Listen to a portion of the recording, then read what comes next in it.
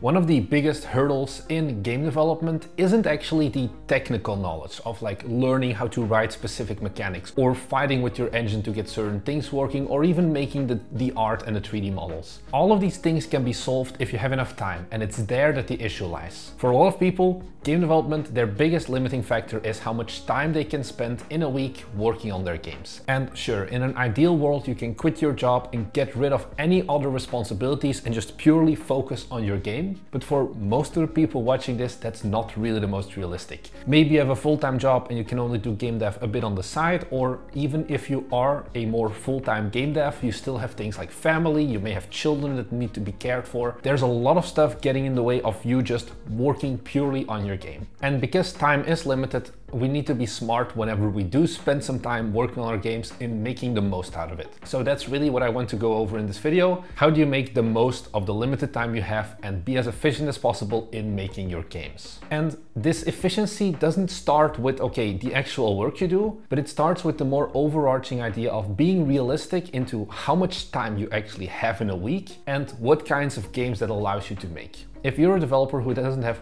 that much time, let's say you have 5 hours a week on average, probably you will not be able to make like a PvP 4x game anytime soon. And even if you would, your like time would be stretched so long, it would take like 5 to 7 years of development before you actually finish it. And at that time, the market has completely evolved, it has completely shifted, and the game idea you originally set out for doesn't even exist anymore. This is going to be one of the hardest things you need to realize up front, is that okay, however much time that you can spend on your game is also going to determine the kind of game you're gonna make. So here a question I often ask developers who are like struggling with time is, how much time worst case can you spend on your game every week at least? Maybe some weeks you'll be able to do more, but what is the bare minimum? For some people, like I said, it's like 5 hours. For some people it's 20 hours. Some people, hey, they can do this full time almost, they have 40 to 60 hours a week. You need to figure out that amount of time first before you can actually start looking into using it more efficiently. And also keep in mind that if you have 10 hours a week to work on your game versus if you had 40 hours a week to work on your game,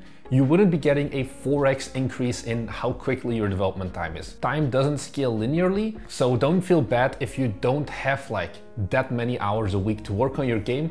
You can still do a lot, you just have to be more efficient with it. And before we dive into that efficiency, one more thing that I think is really important as well is, okay, you've decided, hey, let's say I can do 8 hours of game dev every week. Then the important thing is to make it recurring. This is done by finding specific points in your week where every Wednesday, for example, between 8 and 10 p.m, you dedicate to game development time. Having this dedicated block is going to be much better than just at some point in your week, it's like, oh, I have an hour now. Let's say that now I do and work on my game. Having those dedicated times gives you more focus and it allows you to plan more as well. Especially if you have a life that isn't as predictable, plan in your game development and be like, hey, look, I can't do this XYZ thing on Wednesday evenings because it is my game dev time. If you want to take game dev more seriously, you are going to at some point need to make boundaries and not just treat game dev as a hobby that you can drop at any point. No, if you would take like painting classes or whatever, you also wouldn't be available in that time. So treat game development with the same seriousness, even if you're just doing it for a hobby and like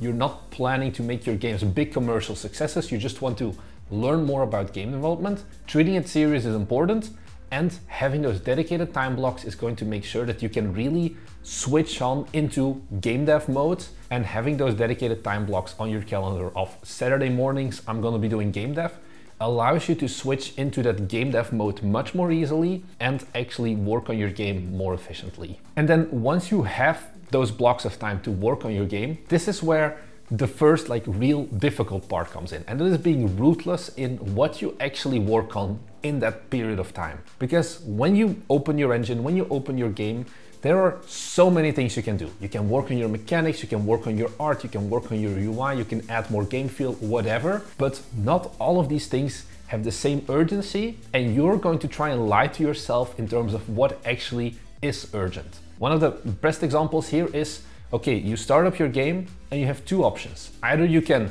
like work on one of the core mechanics that you're not really certain about how does it work because, well, it's something that makes your game unique, hence there aren't many tutorials for it. Or you could go and you could make a main menu for your game. It's like really easy, it's really fun, it's like very visual. At the end of the day, once you've completed it, you'll feel very rewarded. But your game won't have actually improved. And especially if you don't have much hours in a week to work on your game, you're going to have to make the hard choice and leave the main menu or leave like the extra nice sound effects until you've done the more important tasks of getting your core gameplay loop implemented. For Guild Architect, our game that we're working on right now, our main menu is currently just a shitty AI generated picture with like 5 basic buttons on top of it, and we haven't spent any other time yet working on it. Even though we could be like, hey, we have great ideas of how are we going to let our main menu look, like similar to Forge Industry maybe, but we realize that, hey, this is not important right now. This is not going to make the game good and sellable, so that's not what we should focus on right now. We've had multiple points throughout our development where we actually had to be like, okay, actually no, this is a bad use of our time. Let's actually park this and focus on things that are more important. And this also means not just figuring out what is the next thing that you can do, but also figuring out what are some things that you shouldn't do. I've talked about this a lot, especially if you're a solo developer. Focus purely on what I like to call the unfair advantage that you have. Maybe you're a really good narrative writer, maybe you're a really good programmer, or maybe you're a really good artist, whatever it is. If you're a great programmer, don't bother learning 3D art from scratch because you're handicapping yourself with no real reason. Sure, maybe you have that very specific vision, but if you only have a few hours a week and you already know how to program pretty well, does it really make sense for you to spend multiple months purely learning to make models that at the end of the day are mediocre at best? Versus, okay, just buying the asset and sure, it's not gonna look the best, but just trying out things like putting shaders on top of some pre-made assets can already help you a lot in giving your game that unique feel. And then you can focus on the more high leverage task of programming some really cool mechanics that are pretty advanced and that not a lot of other games can even do because you have the skills for it. The same thing goes the other way as well. If you're someone who's really good at art, there's no point in you making your own custom engine because some guy online said that custom engines are really good. Don't focus on these things that aren't your core skill set, that don't make you stand out from the other people, and make the most out of the time that you do have with that high leverage task and leave the rest out until it starts to become more urgent. Another thing here to find out what is urgent and what not is to use something called sprints or milestones or deadlines. There's plenty of names for it. Sprints is the term if you do like agile, which we have done between 2 and 4 week long sprints, which is a block in time where you're going to plan by the end of the month, how do I want my game to look? Like what should be implemented mechanically, what should be done visually, how many levels or whatever should I have, how many items. You plan that in advance, and then everything that is not important to reaching that sprint milestone basically, you leave out for that month. So you can really just focus on a few key aspects and work towards that. We work better as humans when we have deadlines to work towards. And here, of course, one thing to note is that if you set a deadline that is one, not realistic, but also no one will hold you accountable to, it's easy to kind of ignore them. I see this a lot as well. A lot of developers, they set deadlines for themselves that are kind of out there, but because they never talk about those deadlines with other people, 1 or 2 weeks after they had originally set that deadline, they've already just dropped the entire deadline thing and are just working on whatever they please. This is a point where having an accountability partner can be really helpful. I'm really proud of our community there. We have a Discord server linked below where there's actually a whole channel dedicated to like finding people who want to be your accountability partners. And I think we have like some people set up like an own mini Discord server, like tapping off from our Discord server of game devs who watch this content and who are actively looking for accountability partners. So I think that is a great way to, even if you're a solo developer, find someone who can help you stick to those deadlines and be like a second thought about, hey, is this actually even an approachable deadline? Because they are also developers usually themselves. They have a bit of an idea of, okay, probably not gonna make a whole game in just a month. Let's see if we can make this deadline a bit more realistic and then move on from there. And then this last tip is something that I have personally been learning a lot about over like the last 2 months basically. And that is that having time is one thing, but you also need to have energy. And here a lot of factors come in that can actually influence how much energy you have. And that energy then determines how efficiently really are you going to work on your game. This is where things like getting enough sleep, getting enough like physical movement and exercise and whatever, and having good nutrition come in. It sounds kind of dumb, but there is a big difference in the efficiency you have based on the energy that those 3 different things give you. I could sit behind my computer, but if I've slept like 5 hours, it doesn't matter that I sit behind my computer working for 8 hours.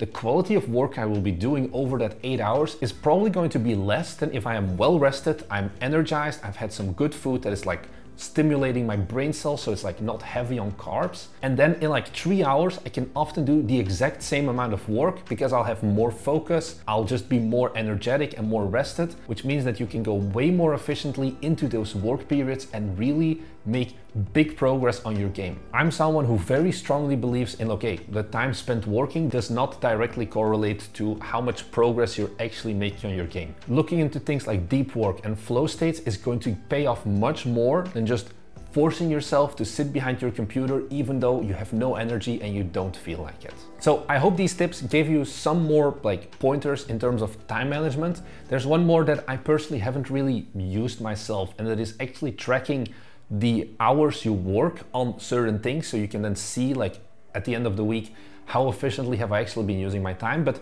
I haven't personally used it. I know some people who swear by it. It's something you can try out if none of the other tips here really help you, but that is something that, hey, maybe it can work for you. I just haven't done it myself. Speaking of things that I haven't done myself, are there some other things that you are doing to help with time management? Leave it in the comments down below.